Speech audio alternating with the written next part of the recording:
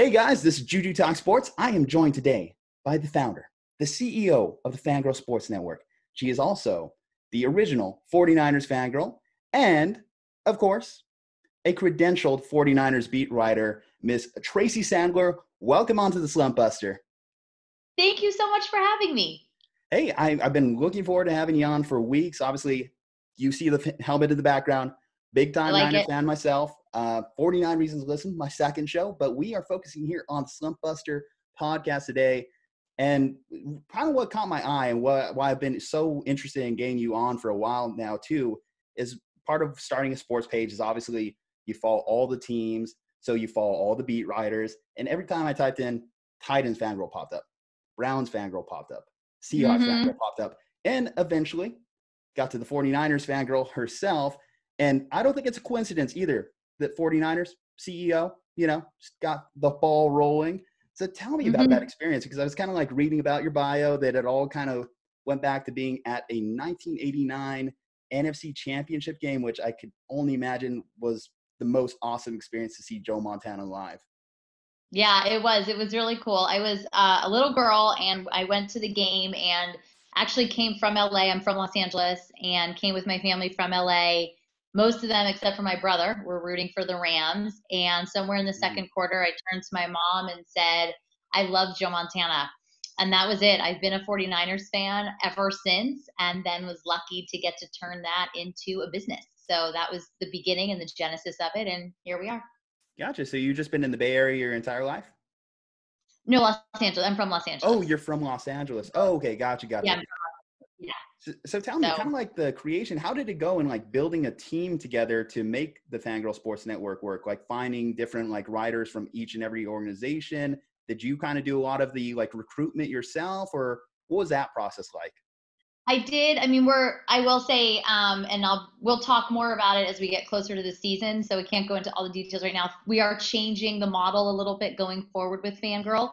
But it was me who did a lot of the recruiting. I got a lot of recommendations from friends. Women would reach out to us on social media wanting to be a part of it. And so that's kind of how we built it from there. But we are going to be making some changes in the fall, just kind of how we're covering and, the amount of people. But that's part of running a business too. You do a bunch of different things and you learn what works and what doesn't work. And then, sometimes things like a pandemic come in and change everything. But yeah, that's how we did it. And I will say, it's very important to build a good team, to know what you know and what you don't know, and build good people around you. And I do have wonderful people that work with me at Fangirl. That's fine. I accept I don't know a lot. So I definitely need some more people that kind of know what they're talking about. That's part of the fun of having all these great guests that we've been fortunate to have on our show. You get to learn about everyone's little different backgrounds. So tell me, like, as a young reporter, how did that go getting in the Niners organization? Because, I mean, obviously, and a pro team, that's like no joke. Well, first of all, I'm very lucky that I cover the Niners because they're very supportive, and I think they're really open-minded in terms of of this kind of stuff. And they've always been super supportive of me and Fangirl.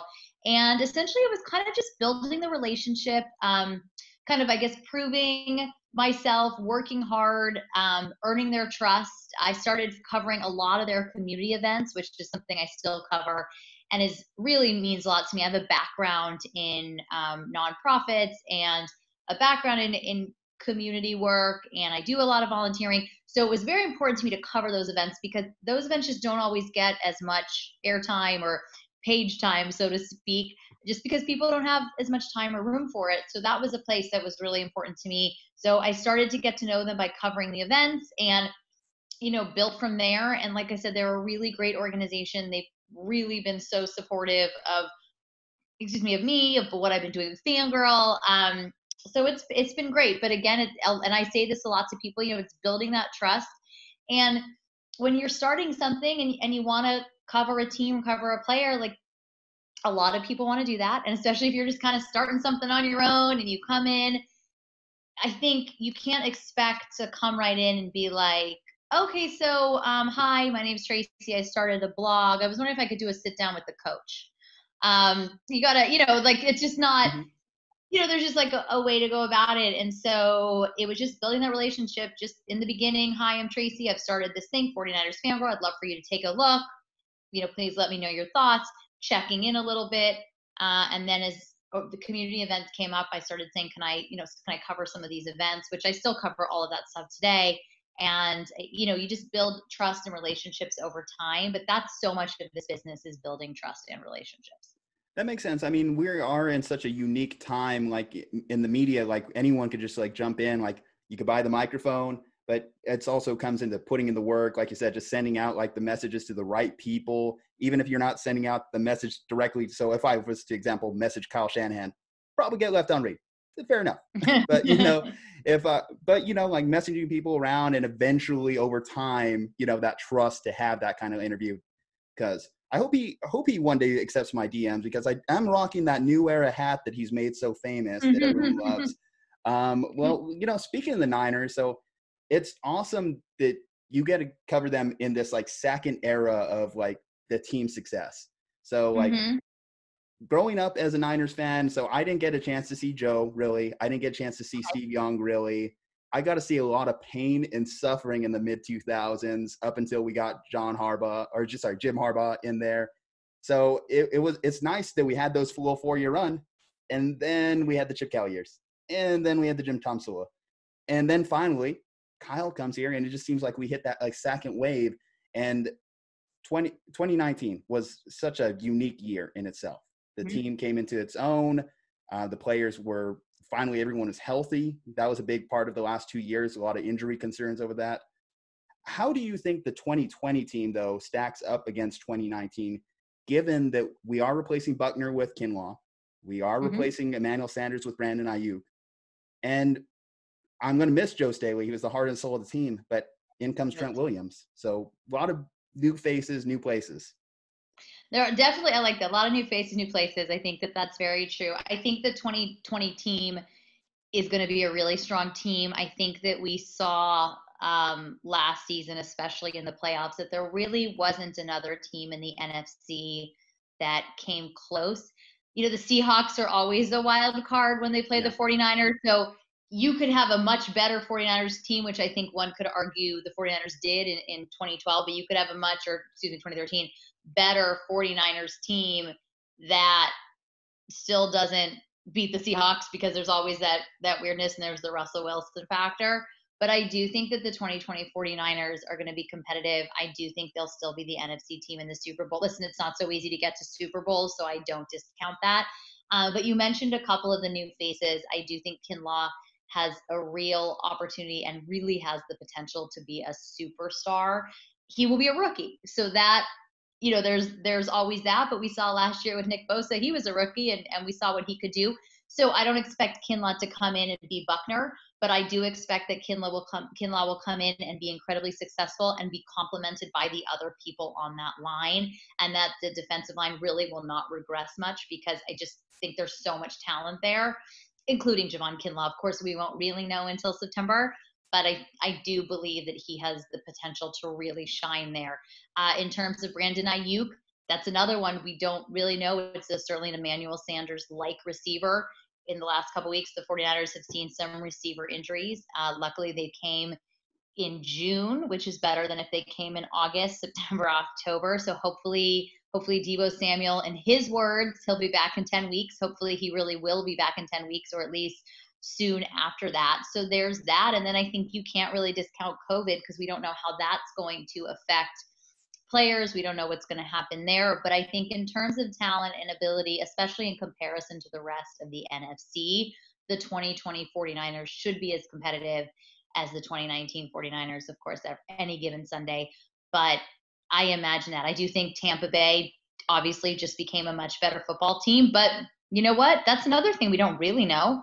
I think we have to see how does Brady really perform in Tampa Bay. He has a lot more offensive weapon now. Will he be the Brady of old, or will he be the Brady of last year? We're going to see a lot of things. So I just bring that up in terms of competitiveness in the NFC, but I do think the 49ers will remain competitive. And like I said before, as we saw in the playoffs, there isn't really another team that came close. And really, we even saw that during the regular season in the NFC. They had the very close contest with the Saints and the very close contests with the Seahawks. But other than that, they pretty much dominated in the NFC. Yeah, there is something unique about that Seahawks rivalry. It doesn't matter the year. Russell Wilson it's just been a headache ever since he was drafted into that organization. So many times, especially with that 2013 defense, the 2019 defense, it's like they have him wrapped up, and somehow he just managed to barrel out of the pocket, find Bill Risley or someone 30 yards deep. I'm sure you've had this rivalry with, your fellow 49ers coworker there. Okay, well, let's see. So you did mention COVID.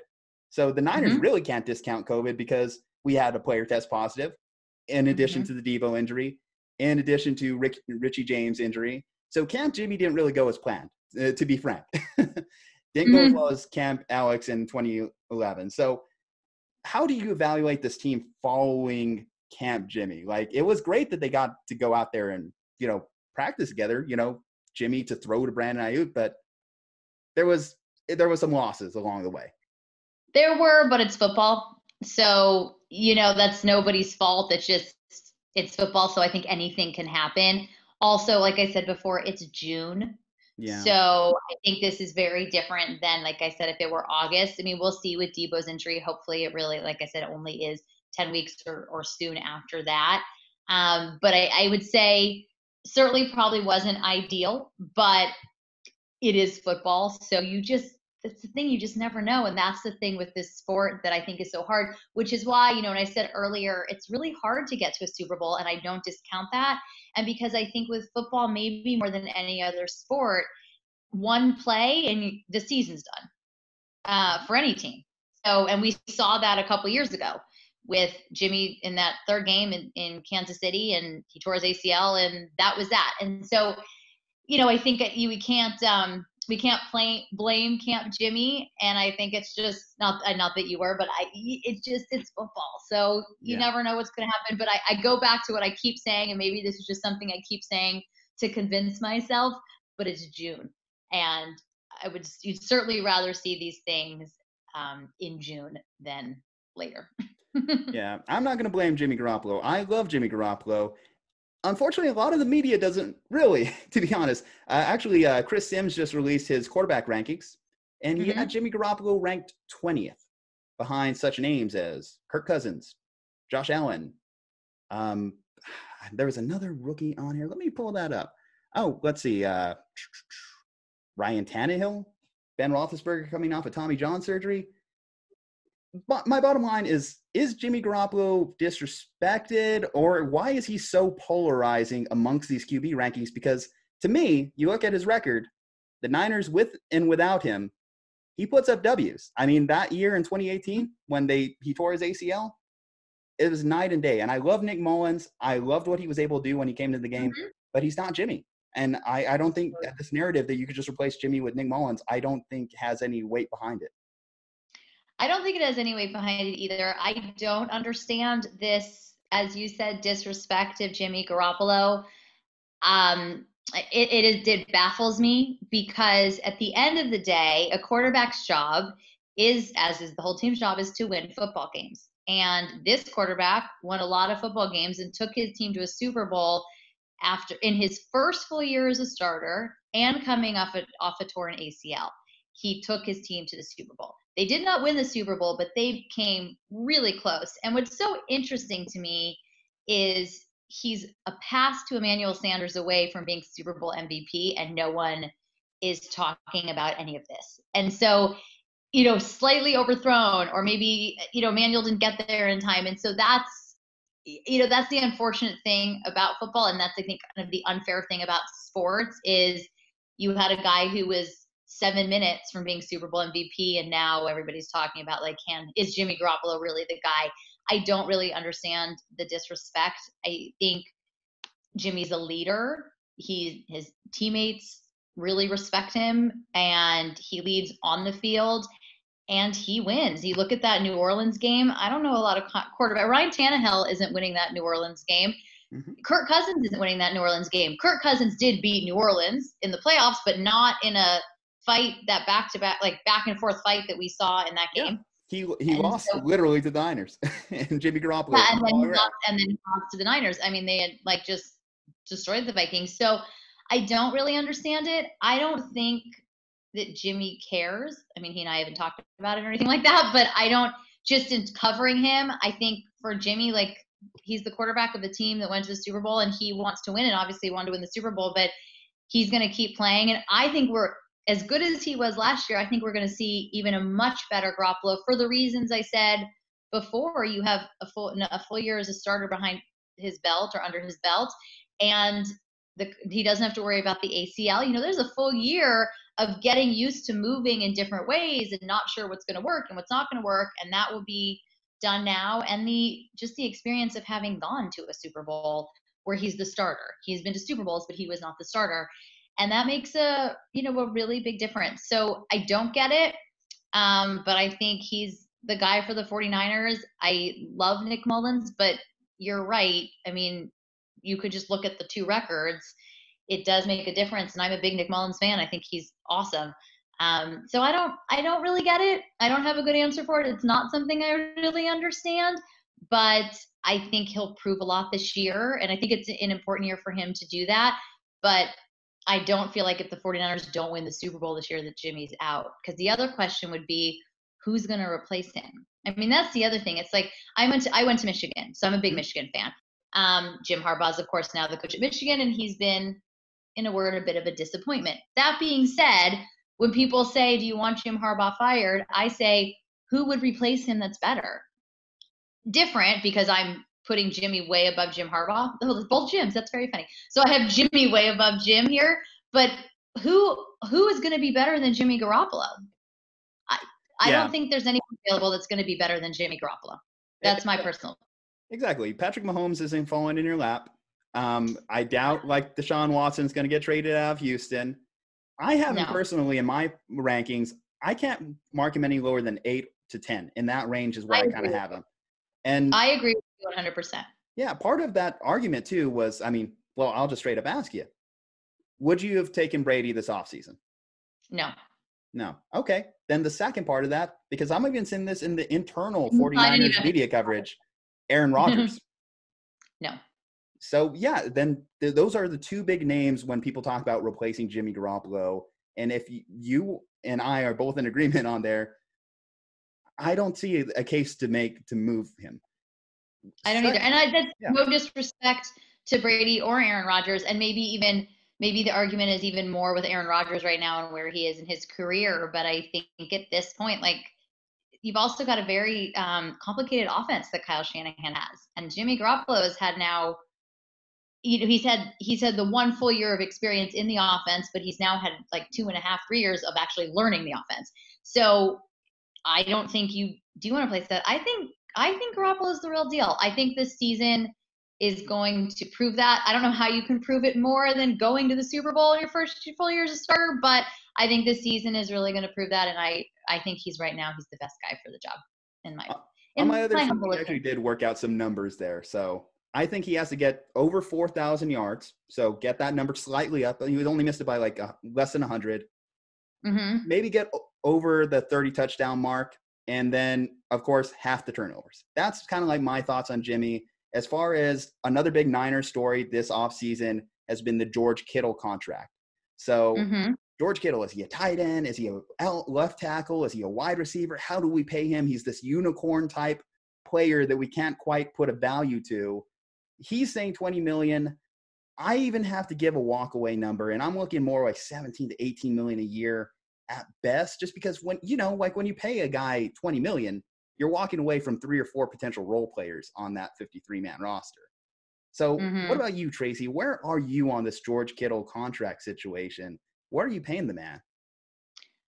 I don't usually get into numbers on that. That is above my pay grade, and I am not the person that comes up with the numbers on that. I would say George Kittle is a tremendously special player, and I think the 49ers will do everything they can to sign him to a long-term deal. But I tend to stay away from throwing out numbers because That is not my area of expertise. But I mean, I think Kittel is a really important member of this team. And as you said earlier about Joe Staley was the heart and soul, I think Kittel is really very much now the heart and soul, one of the hearts and souls of this team. And so I think they will figure it out. And they will no doubt be able to, in my opinion, they'll no doubt be able to figure out a way to get Kittel signed long term. And, I know the tag would be an option for next year, but they will get this figured out.